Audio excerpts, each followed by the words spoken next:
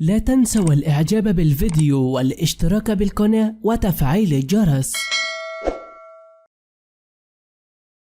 أعلنت الصفحة الرسمية للشيف أسامة السيد وفاته في الساعات الأولى من اليوم الثلاثاء، ونشرت الصفحة صورة الراحل وكتبت: انتقل إلى رحمة الله الشيف أسامة عبد المحسن السيد، إنا لله وإنا إليه راجعون، اللهم اغفر له وارحمه وعافيه واعف عنه. كان الشيف أسامة نشر الشهر الماضي رسالة لمتابعيه طلب منهم فيها الدعاء له، وكتب فيها: أحبائي، رجائي أن تتذكروني في يوم أنا أمس الحاجة فيه لدعائكم وأنا بين يدي الرحمن. يذكر أن الشيف أسامة السيد طباخ وشيف مصري أمريكي قدم العديد من البرامج التلفزيونية الخاصة بالمطبخ، أبرزها من مطبخ أسامة على شاشة سفرة، وهو مستشار تغذية ومؤلف ومقدم برامج تلفزيونية ونائب رئيس جمعية الشيفات المصريين.